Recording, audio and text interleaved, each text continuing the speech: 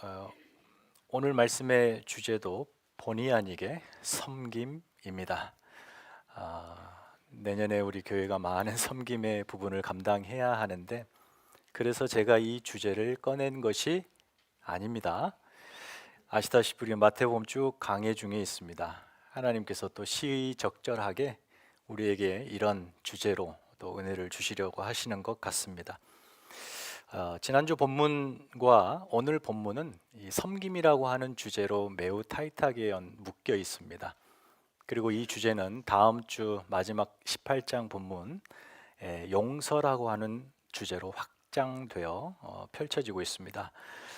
예수님께서 이제 곧 예루살렘에 가셔서 십자가를 지시고 죽으시고 부활하사 승천하실 것입니다. 제자들을 떠나실 거예요. 그리고 그 제자들은 홀로 세상 한복판에 남겨질 것입니다. 예수님께서 바로 이 제자들, 교회에 주시는 교훈입니다. 어떻게 너희가 이 세상 속에서 하나님 나라를 살아갈 것인가? 거기에 대한 가르침이죠. 지난주 말씀에서 세상 나라 가치에 매몰되어 예수님께 제자들이 이렇게 질문했습니다.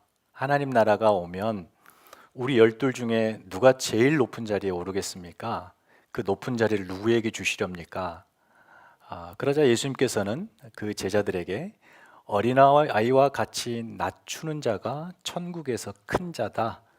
그러니까 세상 나라의 가치로 질문한 제자들에게 하늘나라 가치로 대답하는데, 이 두 나라의 가치는 서로 대조됐습니다.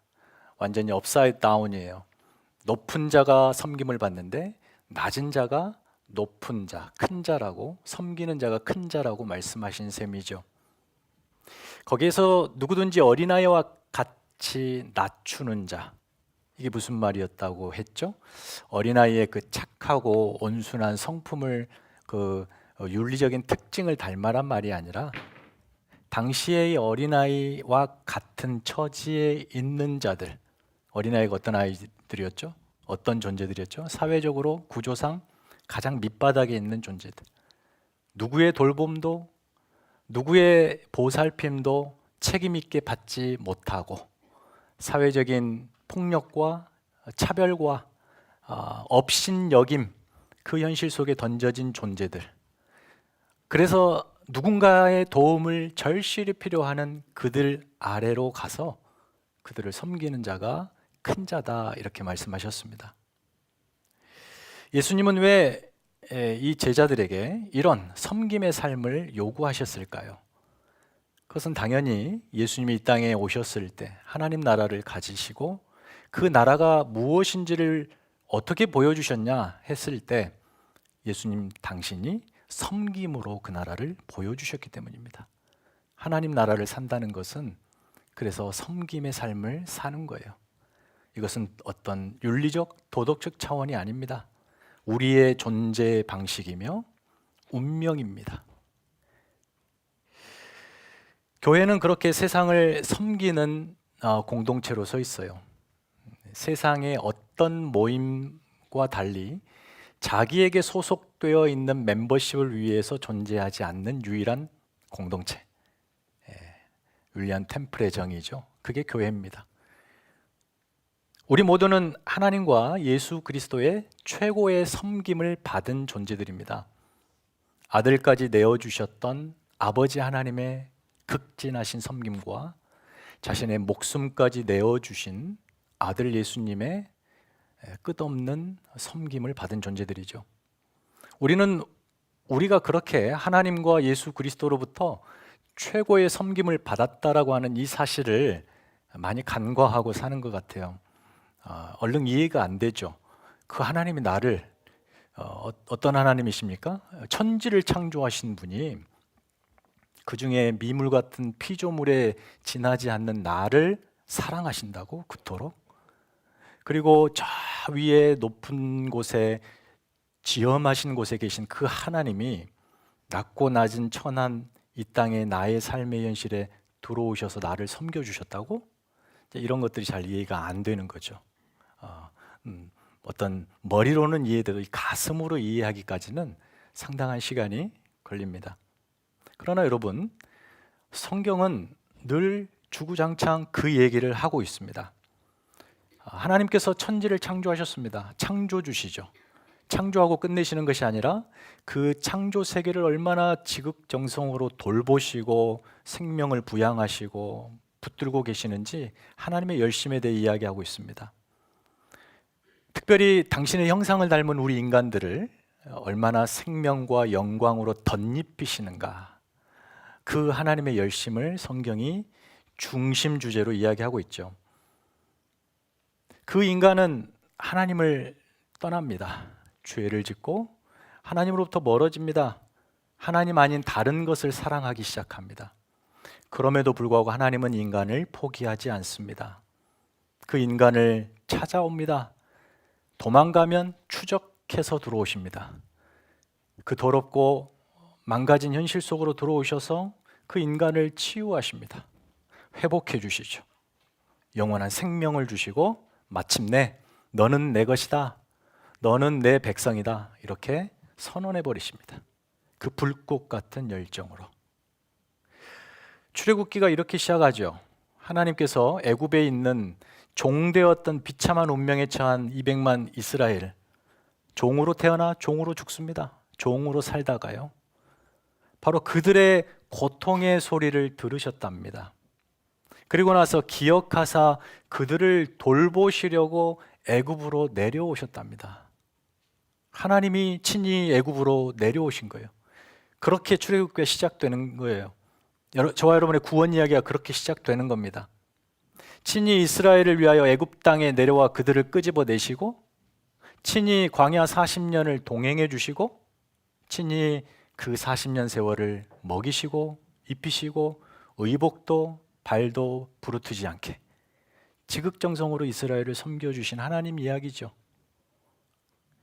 그리고 그 이스라엘, 그런 극진한 사랑과 섬김을 받은 이스라엘을 향해서 모세 선생님이 뭐라고 이야기하냐? 신명기 7장 6절 7절 제가 읽어드릴게요. 너희는 하나님의 성민이라. 하나님 여호와께서 너를 자기 기업으로 택하셨나니 여호와께서 너희를 기뻐하시고 너희를 택하심은 너희가 다른 민족보다 수요가 많기 때문이 아니라 너희는 오히려 모든 민족 중에 가장 적은 자니라. 여호와께서 다만 너희를 사랑하심으로. 하나님이 그들을 기뻐하시고 사랑해 주셨답니다. 근데 그 이스라엘이 어떤 상태였어요? 보잘것없는 상태. 보잘것없는 상태, 연약했고, 무슨 상태냐면 지금 당장 하나님의 섬김을 필요로 하는 상태. 그래서 하나님이 들어와 주셨답니다. 이 논리를 신약으로 넘어오면 사도 바울이 그대로 사용합니다. 고린도전서 1장 26절 29절은 다 같이 읽겠습니다. 자, 시작. 형제들아, 너희의 부르심을 보라. 육체를 따라 지혜로운 자가 많지 아니하며 능한 자가 많지 아니하며 문벌 좋은 자가 많지 아니하도다. 그러나 하나님께서 세상에 미련한 것들을 택하사 지혜 있는 자들을 부끄럽게 하려 하시고 세상에 약한 것들을 택하사 강한 것들을 부끄럽게 하려 하시며 하나님께서 세상에 천한 것들과 멸시받는 것들과 없는 것들을 택하사 있는 것들을 폐하려 하시나니 이는 아무 육체도 하나님 앞에서 자랑하지 못하게 하려 하심이라. 이 표현들, 얼른 이런 생각 들지 않으세요? 내가 저 정도로 망가진 사람이었나? 못난 사람이었나? 표현들 보십시오. 미련하고 약하고 부끄럽고 천하고 멸시받고, 내가 그런 존재였나? 그래서 공감이 잘 안 되실 텐데요. 사도 바울은 당대 최고의 석학입니다. 그의 출세길이 활짝 열려 있는 사람, 그 길로 가면 성공적인 삶을 살 수 있는 사람. 그래서 더욱 열심히 교회를 핍박했죠. 그런 그가 다메섹에서 핍박의 대상자이신 예수님을 딱 만나버립니다. 그래서 예수님을 통해서 자기 자신을 보게 돼요. 자기 자신이 어떤 자였는가. 좀 이렇게 표현해서 죄송합니다만 나는 쓰레기 같은 존재였다. 악한 죄수들 중에 가장 악한 두목이었다. 나는 지금까지 살아온 내 인생은 그냥 죄의 먼지구덩이에서 나뒹굴었고 어떠한 소망도 생명도 의미도 찾아볼 수 없었던 그냥 쓰레기 같은 인생이었다.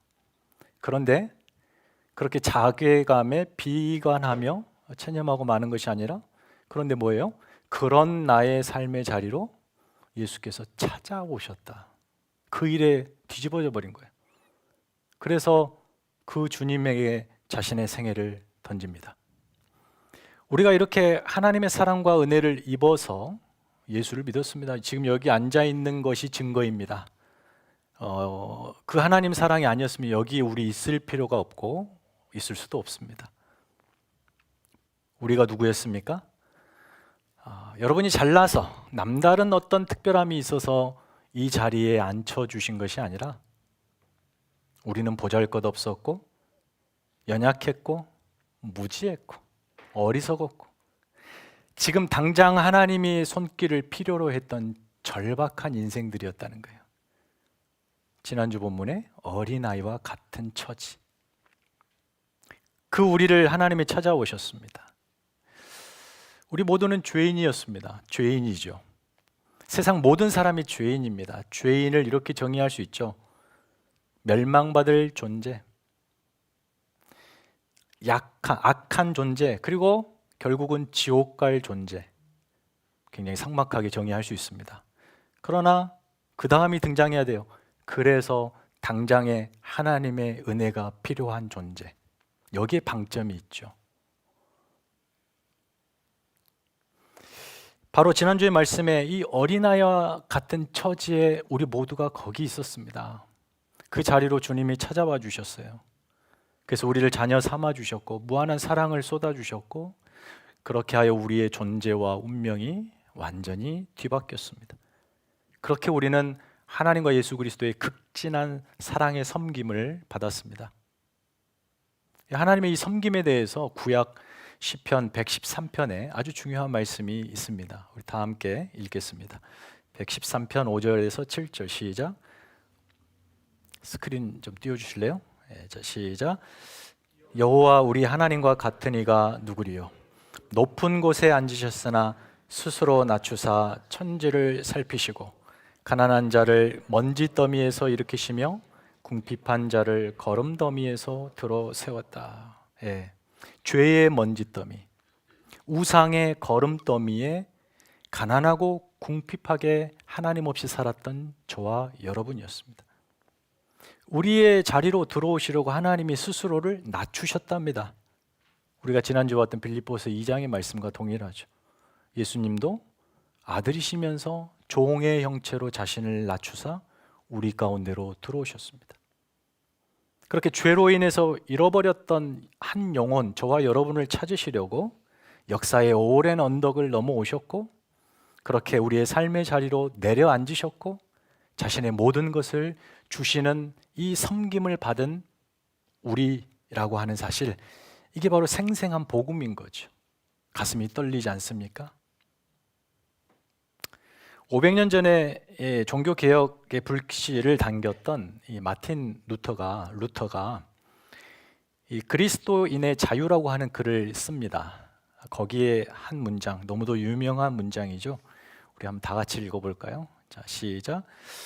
그리스도인은 완벽하게 모든 만물의 자유로운 주인이며 어느 것에도 종속되지 않는다. 그리스도인은 완벽하게 모든 만물의 충성스러운 종이며 모든 것에 종속된다. 멋진 말이죠. 두 문장이 대조를 이루고 있습니다. 이중 정체성이에요. 예수님이 누구신가요? 모든 만물에서 완벽하게 자유로우신 분이시죠. 그 어느 것에도 종속되지 아니하시는 창조주이십니다. 종속되지 않아요. 뭔가에 종속되셨다면 그분은 하나님이 될 수 없죠. 그렇죠? 종속됐다는 것은 그게 있어야 존재하는 거니까.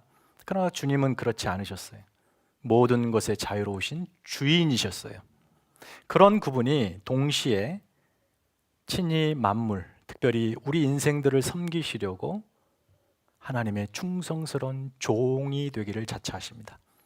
그리고 우리의 삶에 종속되시려고 들어오십니다. 이 정체성이, 예수님의 정체성이 그대로 예수를 믿는 저와 여러분의 정체성으로 트랜스퍼됩니다. 성도가 누굽니까? 여기 분명히 루트가 그리스도인이라고 말했어요. 그리스도가 아니라 거기 그리스도인. 성도가 누굽니까? 우리는 어느 것에도 자유로울 능력을 덧입은 자들이에요. 이 세상에 가장 억압의 권세, 능력이 뭡니까? 사망 권세죠. 죄의 권세죠. 근데 우리는 거기에서 벗어났습니다. 자유로워졌어요. 은혜의 권세 아래 들어왔어요. 바로 우리가 그런 존재들이라는 거예요. 종속되지 않습니다. 근데 거기서 끝내서 우리 마음대로 자유롭게 홀홀 날아다니며 내가 하고 싶은 데 사는 것이 아니라 그 다음 정체성, 동전의 양면과 같은 그 다음 정체성, 그와 동시에 우리는 자발적으로 여전히 죄와 사망의 권세에 갇혀 있는 누군가의 삶의 자리로 내려앉기로 스스로를 낮추는 종이 되어 그의 삶에 종속되기로 보냄을 받는 하나님의 백성들이라는 거예요. 섬김은 그래서 단순한 도덕적이고 윤리적인 좋은 어떤 칭찬받을 만한 봉사활동이 아닙니다. 누군가의 존재와 운명에 새로운 의미와 질서와 생명을 불어넣어주는 창조적 사역이에요. 그리스도께서 그리하셨던 것처럼, 예수님께서 우리에게 그리하셨던 것처럼 우리 역시 여전히 죄의 먼지 구덩이에 나뒹굴고 있는 거름더미에 묻혀 사는 저 세상 사람들에게 그들의 현실의 자리로 내려앉아서 이 복음을 들려주는 겁니다. 어떻게요? 섬김으로. 섬김으로. 따라서 저와 여러분이 하나님의 나라를 산다는 것은 매 순간 두 가지 섬김을 기억하며 산다는 것을 의미하기도 합니다. 첫 번째 섬김은 뭐냐면 창조주 하나님과 예수 그리스도께서 저와 여러분을 지금도 섬기고 계십니다. 하나님이 나를 섬긴다는 게 아직도 불편하실 텐데 하나님이 우리를 섬겨주고 계셔요. 어떻게요? 우리의 필요를 공급해 주시고 특별히 은혜와 자비와 긍휼과 사랑을 무한히 부어주십니다. 그 힘의 능력에 힘입어 우리가 생동합니다. 하나님의 섬김. 두 번째는 그렇게 하나님이 섬겨주시는 이유가 뭐겠습니까?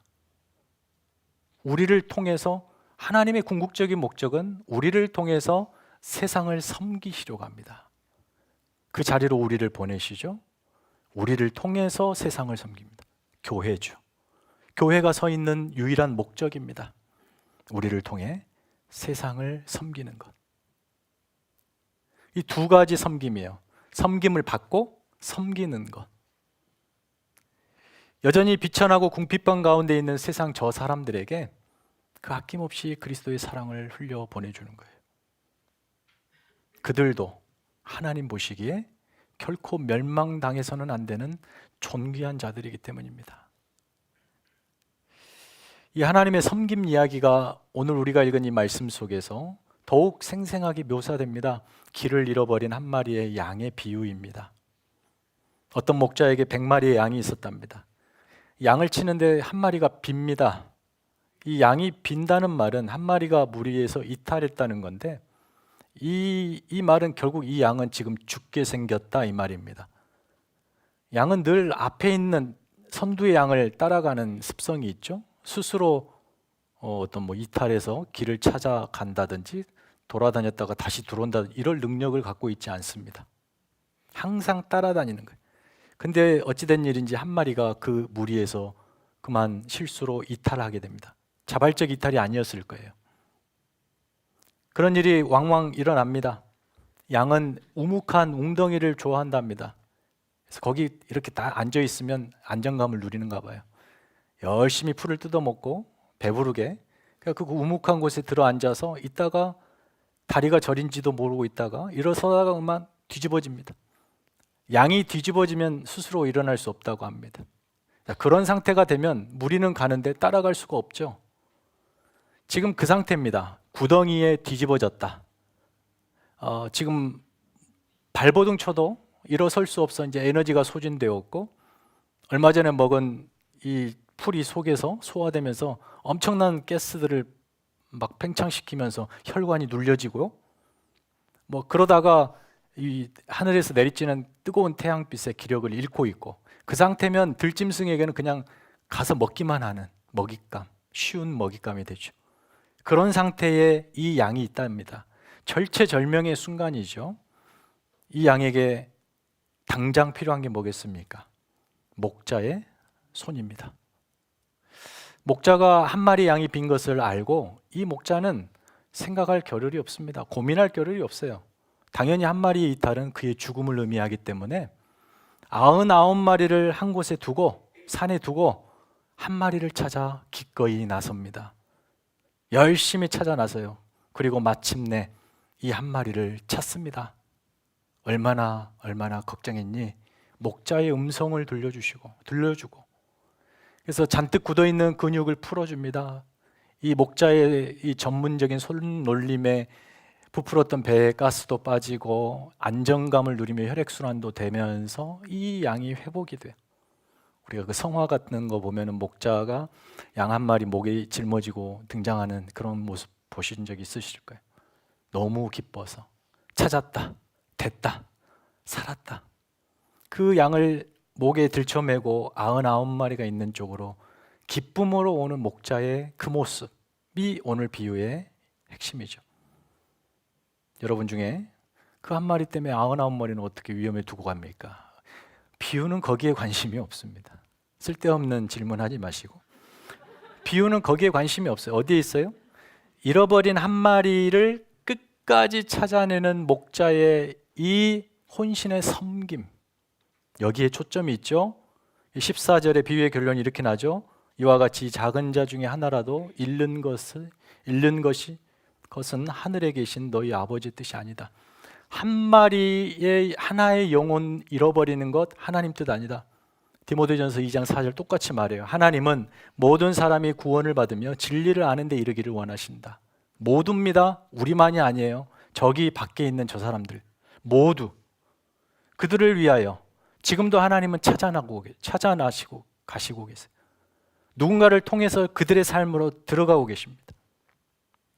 여기 어린아이, 지난 본문의 어린아이, 오늘 비유의 이 잃어버린 양 한 마리, 전부 어떤 상태예요?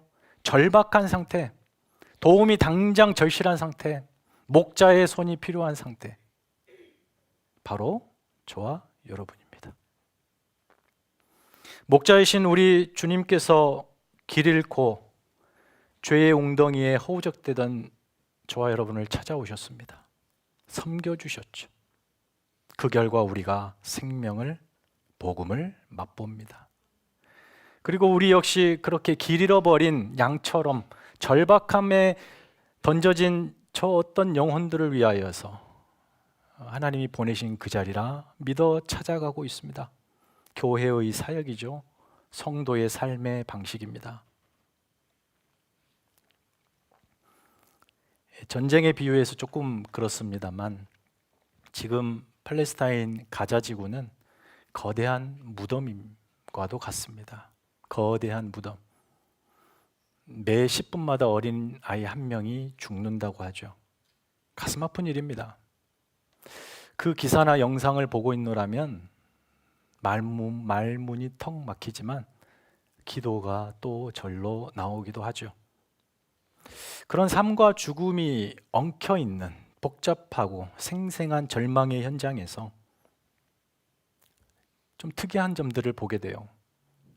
한 사람이라도 살려보려고 그 무너진 사이 틈틈이 앰뷸런스들이 막 분주하게 지나다니고요. 구급대원들이 건물 잔해 사이들을 막 넘어다니면서 부상자, 살아있는 한 생명이라도 건져보려고 그 포탄이 떨어질 위험을 무릅쓰고 그 죽음의 현장에 들어가 생명을 건지는 일들을 하고 있더라고요. 저는 그 모습을 보면서 마치 교회가 세상 가운데 저런 모습으로 있지 않는가라는 생각을 한참 했어요. 악으로 폐허가 되어가는 세상, 점점 악의 엔트로피는 증가하고 있어요. 세상은 악으로 점령당하고 있습니다. 거기에서 많은 하나님의 형상을 닮은 영혼들이 죄에 질식당하고 있습니다. 짓눌려 깔려 죽고 있어요. 그들의 삶의 현장에 분주히 찾아가서 영혼의 호흡기를 달아주고 상처를 싸매어주고 또 생명을 확보해주는 사역을 누가 해야 될까요? 누가 해야 될까요? 사실 우리의 교회들이 오늘날에 이런 영적인 긴장감과 긴박감을 상실하고 또 무관심한 채 그저 평안하게 교회 공동체를 유지하고 또 예배하고 교제하고 여기에만 초점이 있는 것은 아닌지 생각해 봅니다. 예수님께서 제자들에게 마지막 순간에 잡히시기 전까지 끊임없이 경고했던 말씀은 깨어 있어라 였습니다. 삼가해라. 깨어 있어라. 졸지 말아라. 졸지 마세요. 깨어 있으세요. 두 사람이 졸고 있어서 제가 깨어 있으라고 그렇게 말씀하십니다. 세상 가치에 이렇게 빠져서 허우적거리고 혼자 나올 힘이 없는 그 상태에 있는 사람들, 그들을 향하여, 그런 제자들을 향하여 깨어 있으라. 그리고 그 제자들을 그곳에 보내죠. 여러분, 이 잃어버린 양 한 마리는 바로 하나님의 열심에 대한 이야기고 또 하나님의 섬김에 대한 이야기입니다. 그런데 조금 당황스럽게 그 다음 문맥 본문이 이 잃어버린 양 한 마리를 찾아 나선 목자의 이야기가 갑자기 교회 안에 범죄한 한 형제 이야기로 전환이 됩니다. 다른 이야기 같지만 같은 이야기예요. 같은 이야기입니다. 한 형제가, 공동체 안에 한 형제가 심각한 죄를 짓습니다. 그 죄는 그의 삶을 망가뜨립니다. 그뿐만 아니라 그가 속한 공동체의 거룩성까지 망가뜨려요. 심각한 죄죠. 그러나 더 심각한 문제는 이 사람이 그것이 큰 죄라는 사실을 모르고 있다는 사실입니다. 그렇게 그의 영혼이 죄의 깊은 늪에 빠져들어가고 있습니다. 그 모습을 한 형제가 봅니다. 무슨 문제인지를 압니다. 이 한 형제가. 그래서 이 한 형제가 그 형제를 찾아가서 그 형제의 죄악된 현실을 그 자리로 들어가서 지금 그를 끄집어내려고 하는 장면인 거죠. 그러니까 앞서 등장했던 어린아이, 잃어버린 양, 그리고 범죄한 한 형제는 전부 다 같은 인물을 상징합니다. 저와 여러분입니다. 지금 당장 누군가의 도움을 필요로 하는 사람들이에요. 영적인 위태로운 상태에 빠져 있습니다. 홀로 나올 수 없는 상태, 누군가가 반드시 필요한 상태, 누군가의 섬김을 필요로 하는 상태. 그러니 이 말씀 가지고 교회에서 치리를 하고 권징을 하는 어떤 근거로서 한두 번 찾아가서 안 오면 그냥 모른 척 해도 돼. 성경이 그렇게 얘기했으니까. 어떤 그런 성도, 잘 교회 안 나오는 성도를 데려오게 하기 위한 하나의 어떤 드라이한 원리를 예수님이 말씀해 주신 것이 아니죠. 맥락을 봐야죠. 한 영혼, 죄에 삼켜지려고 하는 그 한 영혼에 대한 목자의 심정, 그 하나님의 심정을 공동체들이여 공감하십시오. 이렇게 이야기하는 거죠. 사실 교회 안에 여러분 제법 그런 상태에 있는 분들이 있습니다. 어느 교회나 재적 교인과 출석 교인이 크게 차이가 납니다. 교회 등록은 했지만 한두 번은 와봤지만 꾸준히 공동체에 소속되기를 꺼려하고 모임을 거부하는 사람들 많이 있습니다. 이유가 여러 가지가 있겠죠. 그 이유를 따지고 잘잘못을 가리자는 것이 아니에요. 따질 필요도 없죠, 사실은. 그 이유가 무엇이든지 공동체 안에 속한 지금 저와 여러분에게 하시는 말씀이 있습니다. 지금 그들은 그와 같이 절박한 상황이 있다. 이유가 뭐가 됐든지, 본인이 선택했든지 잘못을 했든지 뭐든 상관없어요. 지금 그 상태에 있다. 누가 가야 될까? 모두가 관심을 가지고 바로 그 영혼에 대한 하나님의 목자의 심정을 공유하기를 예수님이 원하시는 겁니다. 저와 여러분은 기억하십시오. 섬김을 받아야 하는 연약한 존재들이면서 동시에 누군가를 섬기고 또 부욕해 해줄 수 있는 넉넉한 존재들입니다. 무슨 말인지 아시겠죠? 동전의 양면처럼 우리 모두는 섬김을 필요로 합니다. 섬김 받음을 필요로 해요. 그리고 섬길 수 있는 넉넉한 자들입니다. 우리는 결코 독립적으로 홀로 서서 살아가는 존재가 아닙니다. 매 순간 하나님을 필요로 하는 존재들이에요. 섬겨주시는 하나님 없이는 결코 우리 인생을 살아낼 수 없는 연약한 자들입니다. 그래서 하나님이 매일처럼 우리를 섬겨주시는 겁니다. 그렇게 하나님의 도움을 갈망하며 은혜로 사는 존재들이 하나님의 백성들이죠.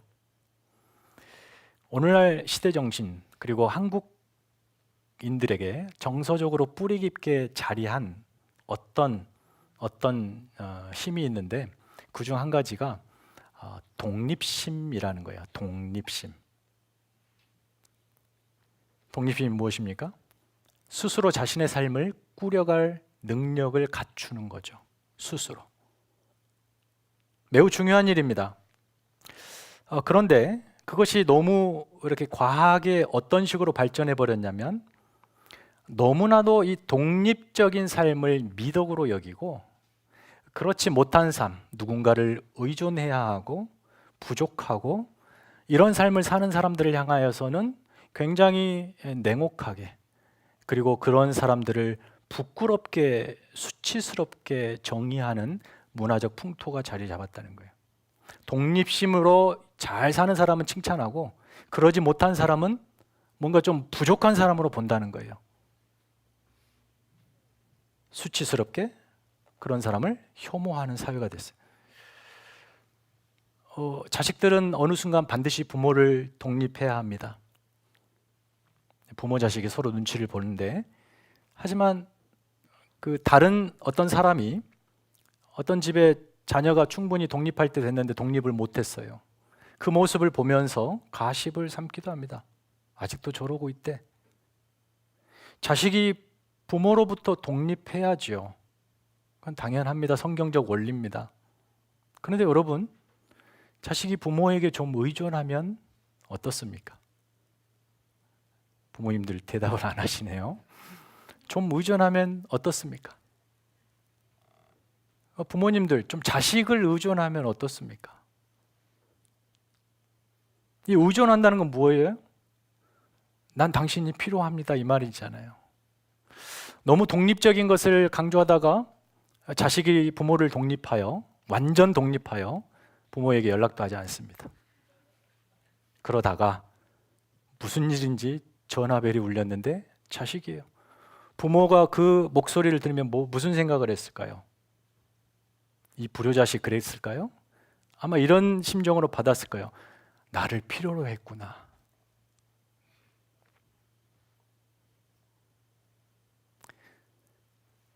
그냥 늙어져서 아무도 돌보지 않는 그런 사람인 줄 알았는데 자식마저도 그렇게 생각한 줄 알았는데 내가 필요해서 전화를 줬구나. 오늘날 현대인들은요 이런 것들을 너무 독립적이어서 이런 것들을 상실하여 심장이 차가워져 가는 것 같아요. 부모로부터 완전히 독립하는 걸 자랑스럽게 생각해요. 여러분 세상에서 세상 사람들이 이제 이런 가치를 주창하죠. 홀로 살 능력을 기르십시오. 그래야 됩니다. 그렇게 홀로 사는 것이 진정한 자유이고 행복이고 멋짐입니다. 그렇게 말합니다. 그런데 여러분 독립적으로 산다는 것은 엄청난 외로움을 견뎌야 합니다. 파편화되었고 조각처럼 살아야 돼요. 모두가 나 한 사람의 이야기를 나만의 이야기로 인생을 영웅전 쓰기를 원합니다. 그렇게 삶이 얼마나 독립적으로 성공적인 삶을 살았는가를 평가하며 세상은 그를 칭찬하죠. 그런데 여러분, 그것들은 세상이 만들어낸 가치입니다. 당신은 누구의 도움 없이 스스로 만족하는 삶을 살 수 있습니다. 이게 이제 세상이 준 가치, 슬로건이에요. 모든 것에서 독립하십시오. 부모에게서 독립은 물론이거니와 부부간에도 독립하시고 자녀로부터 독립하시고 그렇게 모든 것에서부터 독립하십시오. 그래야 진정한 자유가 있습니다. 이 말은 참 멋져 보이는 것 같지만 사실 그 의미의 이면은 아무에게도 책임질 필요 없는 삶을 사십시오. 이거죠. 아무에게도 책임질 필요 없는 삶을 사십시오. 그러나 그거는 여러분 거짓된 슬로건이에요. 성경은 그런 삶을 가리켜서 교만이라고 정의합니다. 교만. 여러분, 우리가 다 신앙생활 하고 있으니 신앙생활 하면 할수록 어떻습니까? 여러분이 하나님으로부터 독립합니까? 이제 됐다. 독립해서 하나님 떠납니까? 신앙생활 하면 할수록 우리는 더 하나님 의존 쪽으로 변화되고 있잖아요. 하나님 알아가면 알아갈수록 내가 내 인생 스스로 살아낼 수 없다는 사실을 알게 되잖아요. 그래서 하나님 앞에서 그렇게 시도 때도 없이 엎드려서 하나님, 나 오늘 하나님의 은혜 없이 살 수 없습니다. 나는 한없이 부족하고 연약합니다. 오늘 주님 내 삶에 들어오시지 않으면 저는 포기할 수밖에 없습니다. 그렇게 매일처럼 나는 누군가를 필요로 하는 존재, 하나님을 필요로 하는 존재라는 사실을 깨닫습니다. 다시 말해 내 영혼이 매 순간순간 궁핍하고 절박함 속에 던져지고 있다는 사실을 아는 거예요. 그래서 하나님을 필요로 합니다. 하나님이 필요하고 공동체가 필요하고 지금 옆자리를 지켜주시는 따뜻한 교우가 필요합니다. 우린 전부 다 섬김을 필요로 하는 자들이 부족한 자들입니다. 이렇게 모습은 멀쩡해 보이지만 부족한 자들. 옆에 한번 보시겠어요? 그러면서 이렇게 한번 말씀하십시오. 제가 필요하죠? 여러분 서로 필요합니다.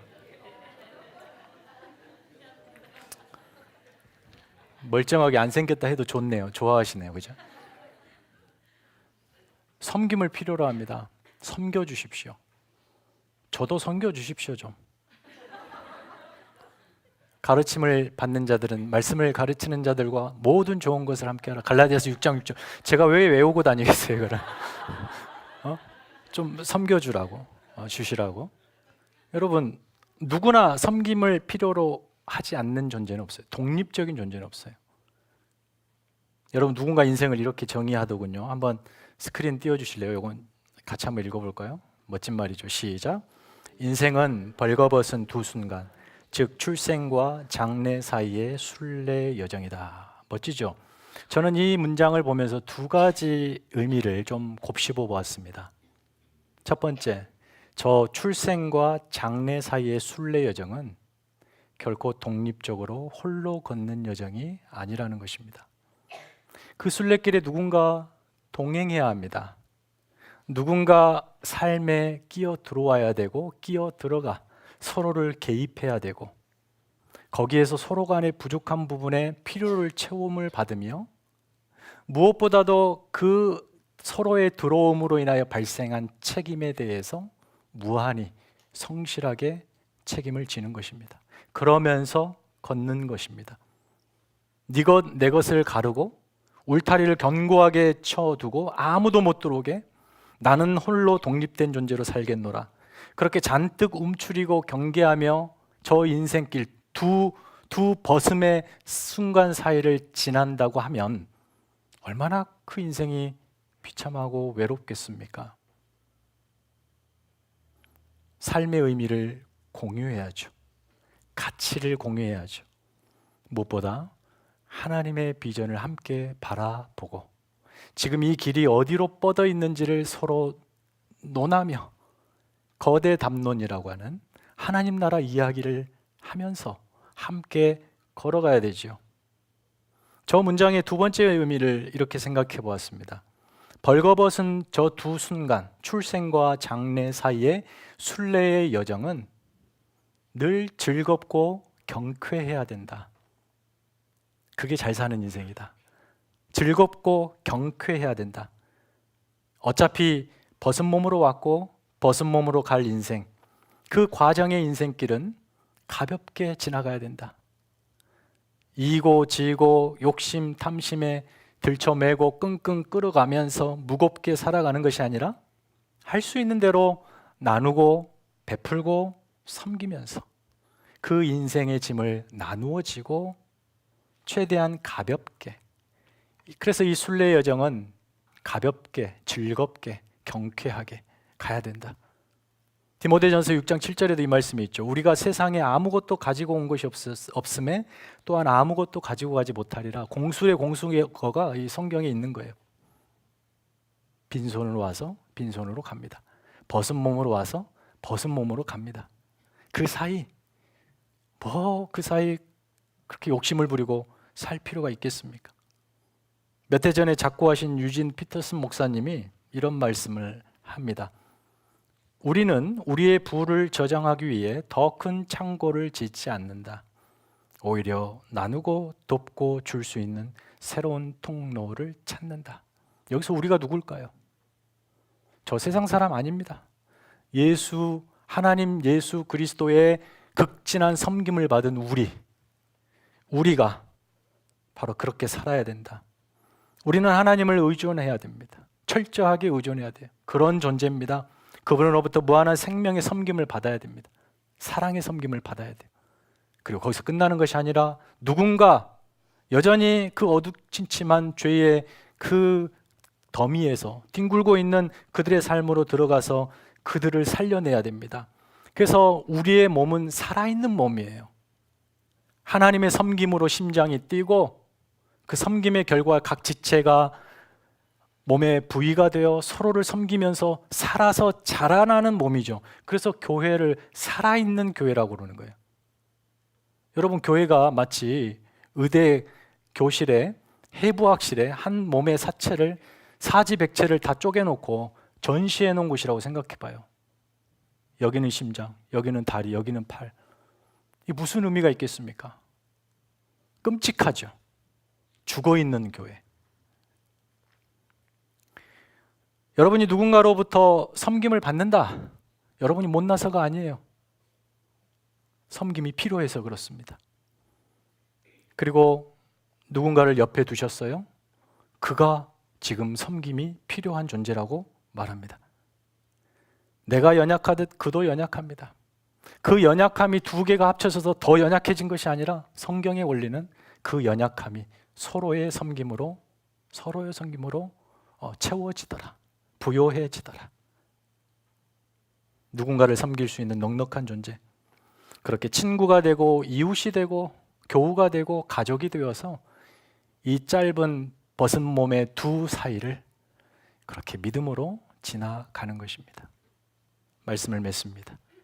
하나님이 목숨 걸고 찾아오셨습니다.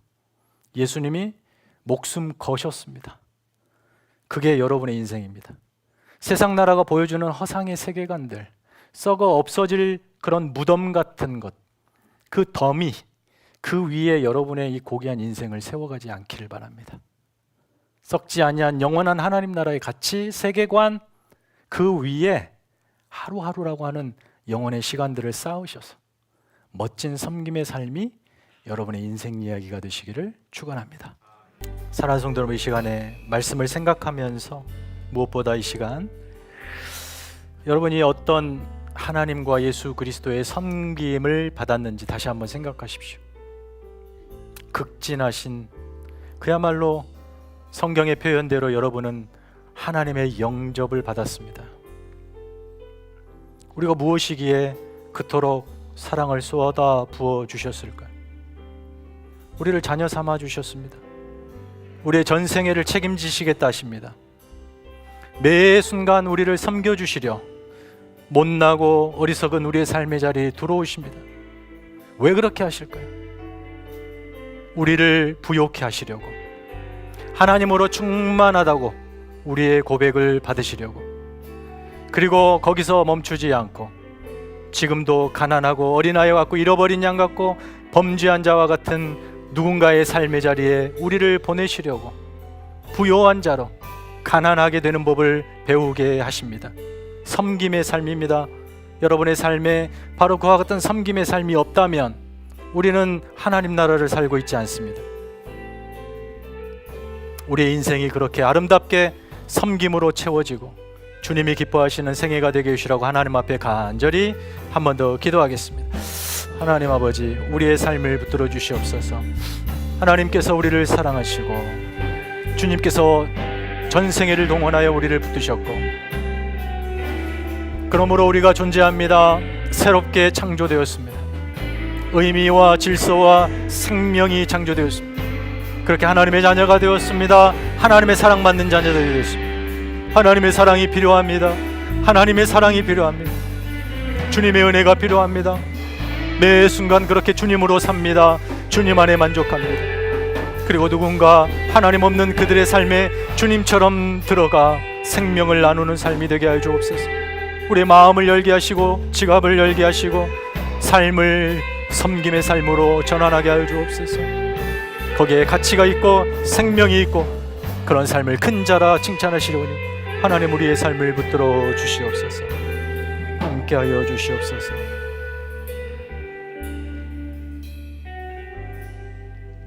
하나님 아버지, 감사합니다. 우리가 무엇이 간데 그토록 사랑하십니까?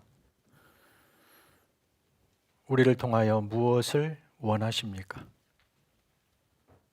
하나님의 사랑이 필요한 존재이면서 그 사랑이 필요한 누군가를 또 부욕해 줄 수 있는 넉넉한 존재라고 하는 사실을 다시 한번 배웁니다.